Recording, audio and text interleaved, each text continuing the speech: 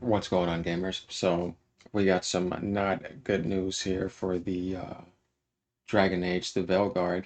And I love the Dragon Age series, right? Even too, being stuck in that city the whole time. Maybe that was still enjoyable in some way. Obviously, it isn't on par with One or Inquisition. And I've always liked BioWare games. Been gaming since 1994. Let's reminisce here a little bit. BioWare lovers, old gaming lovers, right? You know, yeah. It's the BioWare I know, right? That we've known, right? One of the greatest games ever made. Remember when Star Wars was like that? Mass Effect 2, 96. There's no DEI, right? There's no woke nonsense, None of that stuff that has nothing to do with gaming whatsoever. None of the mental disorder nonsense. Remember this classic. Jade Empire from BioWare. 2000 BioWare. Man, this BioWare was legendary, right? I mean, what are we talking about here? What are we seeing here? Just a reminiscence, right?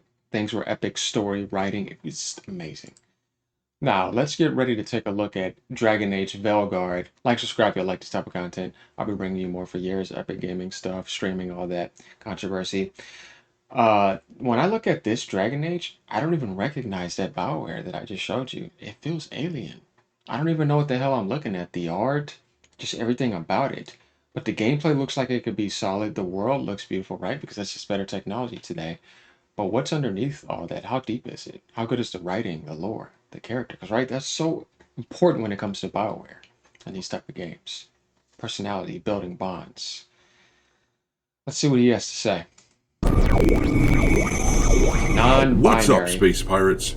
This is your captain, the oh-so-awesome Dr. Disaster, and I'm gonna channel my inner Farnsworth from Futurama really quick here. Good news, everyone!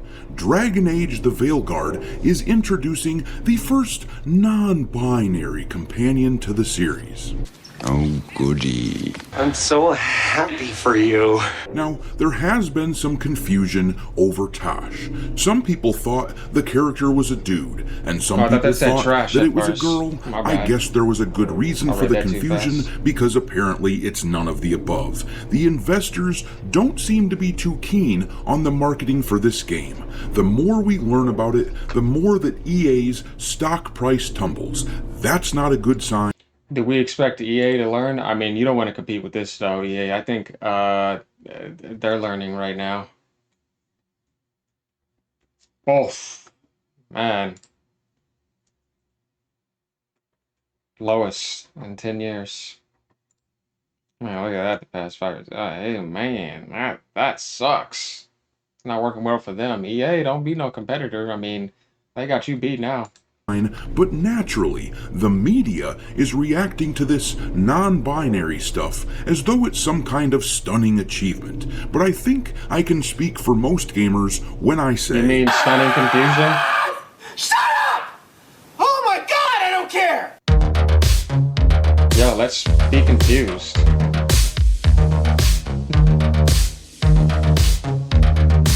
Brainwash children.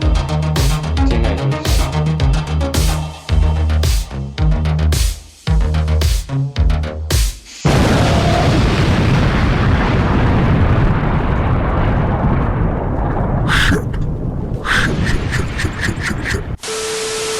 Alright, me hearties, make sure you like this video and subscribe to the channel if you haven't yet. Our space pirate crew has been growing quickly, and I've got a question that needs to be answered. How many assholes we got on this ship anyhow? Yo!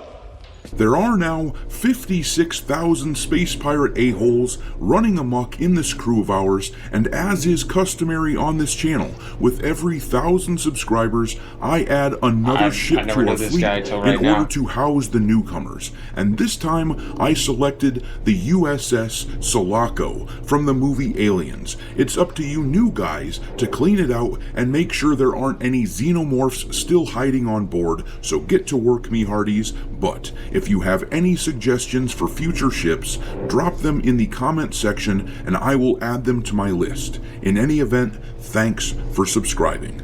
I knew it. I'm surrounded by assholes. Anyhow, Dragon Age the Veilguard is gonna have a non-binary character. All of the articles that I've seen covering the topic are acting like this might be the case, as if it isn't set in stone, but come on. It's not a clue when there's a neon flashing sign telling you something. It's a fact. They are flat out saying that this is the case. It was recently picked up by people that when speaking with IGN in a Getting to Know the Companions video, the game's director, Corrine Bush, referred to like nobody wants these ugly ass models. Hold on a second here. What just happened here?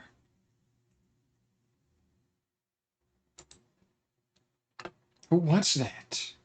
Who wants this?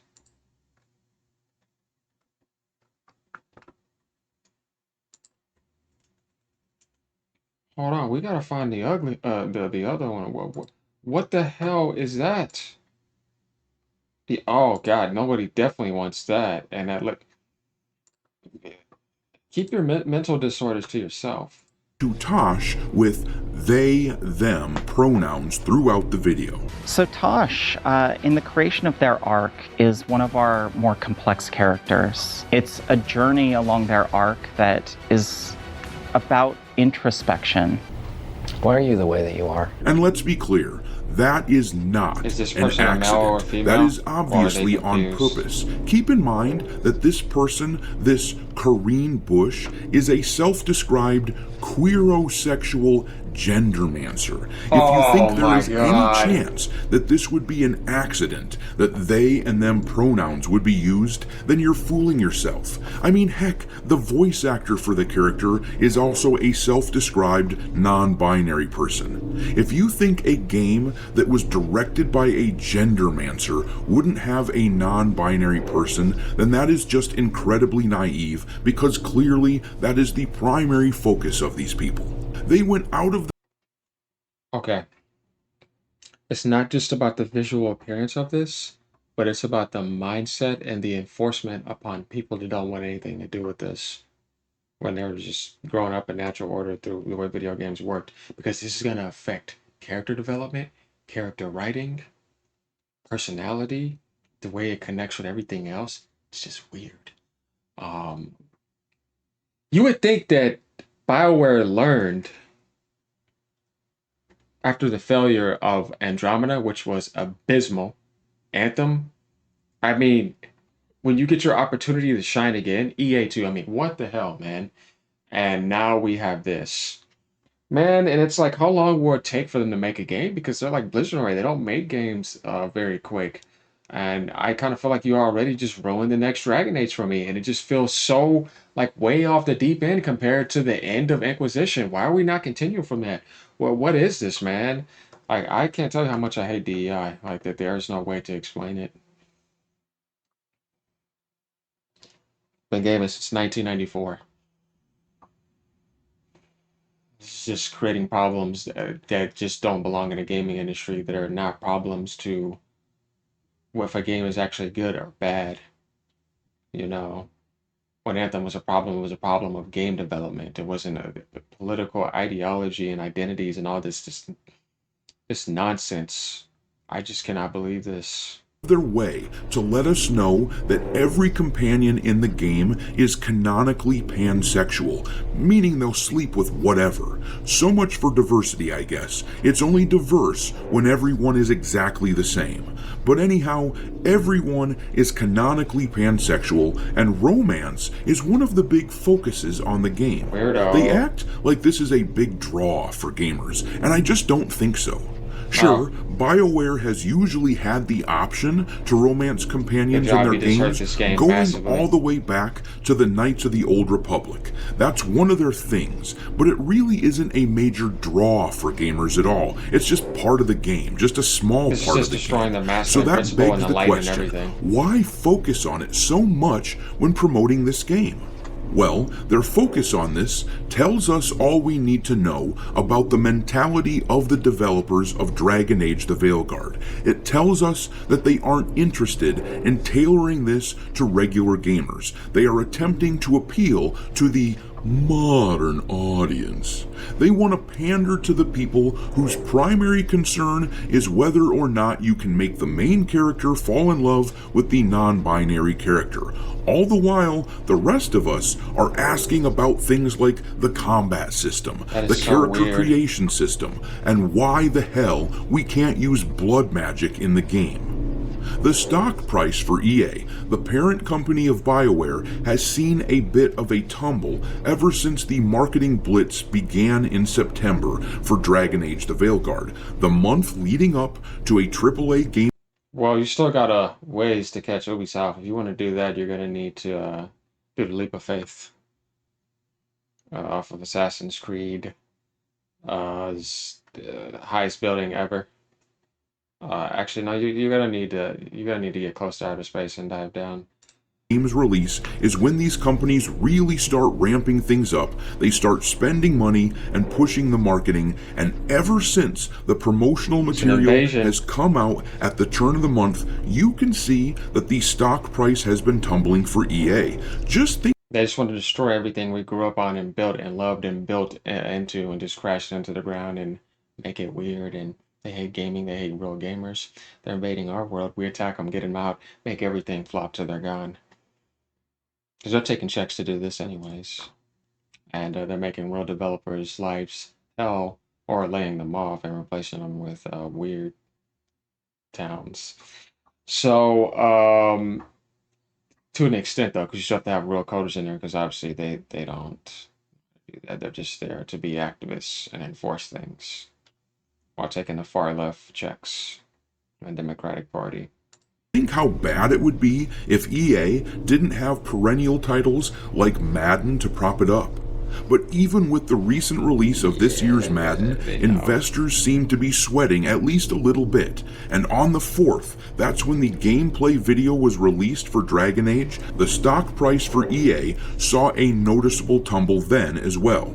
I mean, there hasn't been any noteworthy news that I can dig up explaining these sudden drops other than Dragon Age the Veilguard releasing more information about the game. The only thing that's happened is that marketing has started up in earnest for Dragon Age, and I think that investors are not liking what they see. They aren't liking internal sales projections, I'm willing to bet. They realize what wokeness does to a game's chances on the market. Because the thing is, I have done several videos covering this game, and there are always people arguing with me, trying to defend it, trying to say it won't be woke, and that I'm overreacting. Well, this is me now saying I told you so. The game is clearly woke as hell, and you know what? For anyone out there who still wants to play it, that's fine. You do you. I'm not going to tell anyone what they can or can't do. I'm just going to point out what I see. I'm a professional noticer of things, that's all. And one of my personal mottos is that I don't tell other people that they're having fun wrong. At least not within reason. That being said, I'll tell you my opinion. I think this game looks cartoonish and overly focused on concepts that don't make sense within the world of Dragon Age. I think the reveal... Exactly, because it's not the soul and the heart of the Dragon Age team. It's weird, because this is the manifestation that you see in front of you. It's not them. You can tell. You can tell. I mean, exactly what he's saying. Like I said at the beginning, it's weird, and it feels alien. It doesn't feel genuine. I don't feel love from this. I feel it's just weird, trying to force things upon me that I don't want as an actual gamer.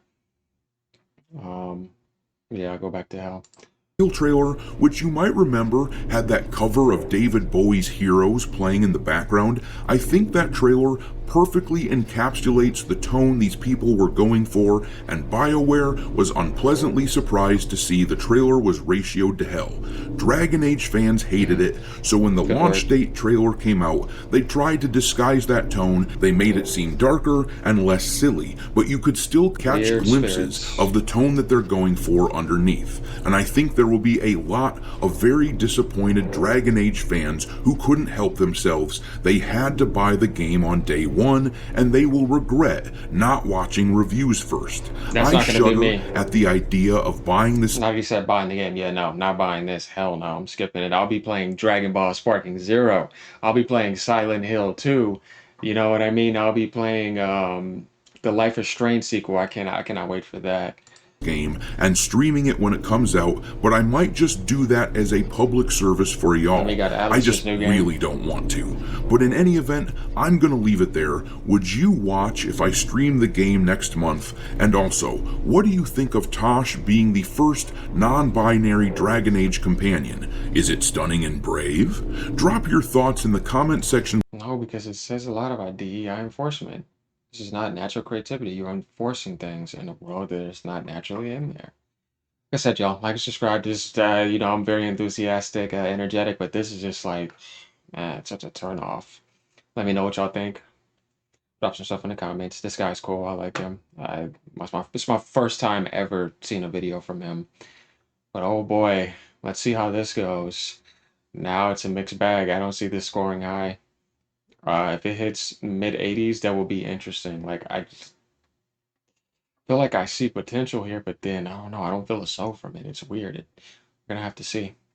But I'm not buying it. I want to see what happens if this turns into a shit show and crashes. Yeah, you have a great evening, morning, night, wherever you're around the world. Peace out.